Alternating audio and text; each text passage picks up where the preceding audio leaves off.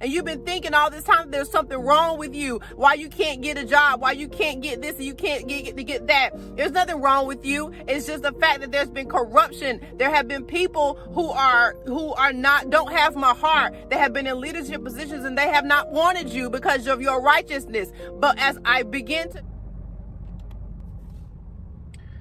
Hey guys, really quick, I wanted to take some time to just speak what the Lord had spoken to me. I was just sitting here in my car having my prayer time, and the Lord was just giving me some things. If you missed the video that I've been doing on the Bible study on the prophetic word of reset, I would encourage you to go back and watch that, because I'm not going to take time to kind of go back over that right now, but I am going to be referring to what the Lord has been speaking. So God has been speaking to a lot of you about moving in terms of doing things that are taking steps towards the promises that has given you. A lot of times when you're going through very hard and difficult times, like what I've been going through with the divorce and child custody situation and all that stuff, when you're going through those hard and difficult times, the best way to get through those times is to look towards the future. If you focus on the now and things that are happening that aren't going well, it will lead you down to a state of depression, and it will lead you down to hopelessness. And that's why, faith is so important, because faith always looks towards the future. It is the evidence of things hoped, the substance of things hoped for, and the evidence of things not seen. And so that is basically means it's you looking towards the future, because these are things that have not happened yet. And so it forces your attention to be on the future, and to not feel like this is going to be my life forever is what's happening in the present. It forces you to move towards the future and say, this isn't going to be my life forever. I have faith that something different is going to occur. And so that's why faith is so important. When people have used it as just, a catchphrase of, my faith helped me do this, or my faith helped me do that. But the bottom line is that it is literally the life force that keeps you going, that keeps you, optimistic, that keeps you, saying, even when the enemy is telling you that things are going to stay like this, things are going to be like this forever, you're never going to be able to get ahead, that faith is always the voice of truth that says that's not true.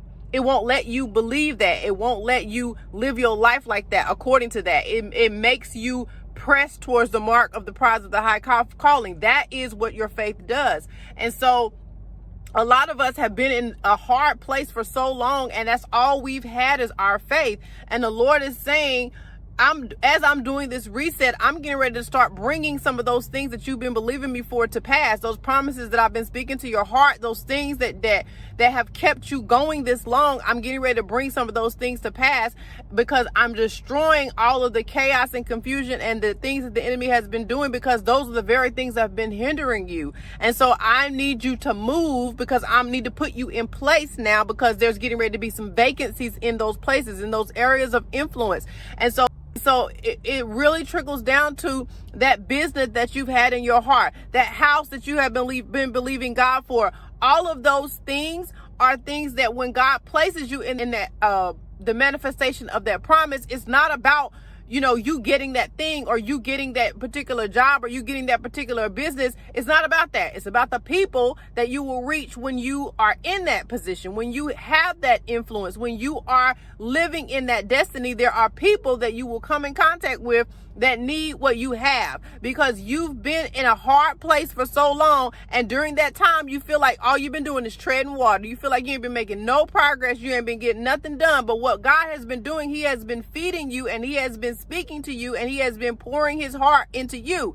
And so when you get in those places of influence and you receive what God has for you, that same, effort and energy and truth that he has been putting in you, and that love, he's going to pour that out of you onto his people that need it.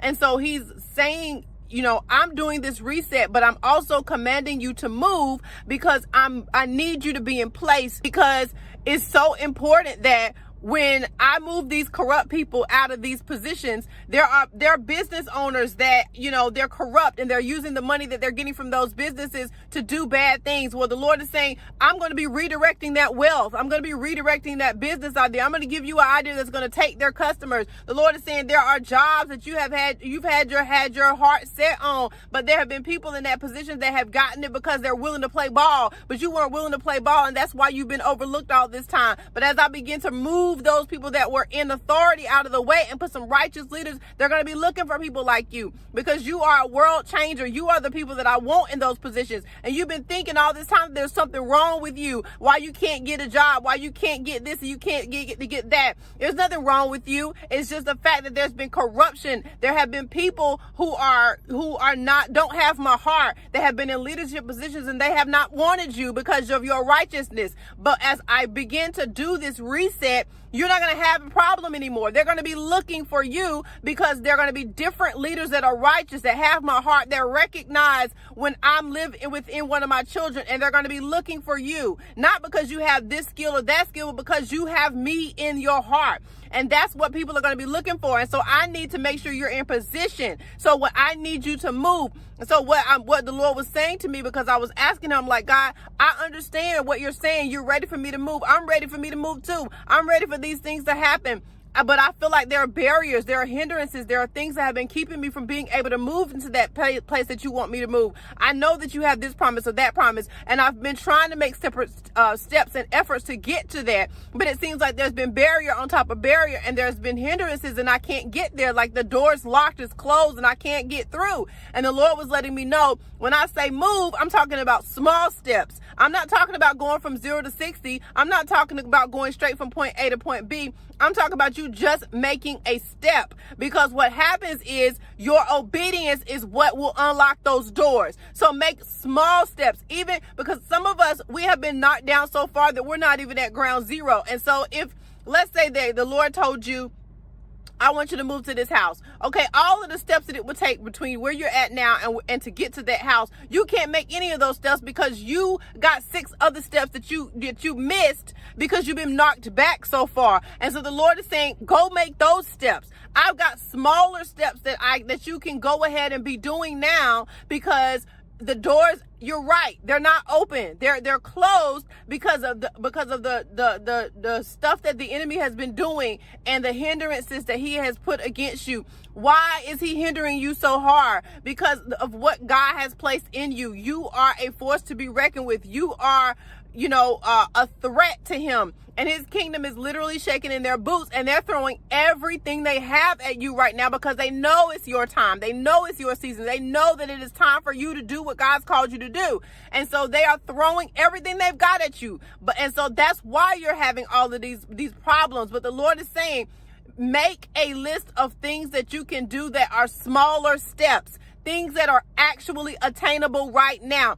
And as you check those things off, that obedience will unlock those doors. The enemy won't be able to keep succeeding at stopping you, because your obedience will unlock those doors. So the Lord was letting me know that listen for me to give you something smaller, because you've been listening for me to open the doors for you to go ahead and move in exactly into what I call for you. But the Lord is saying, that's not the strategy I have for you.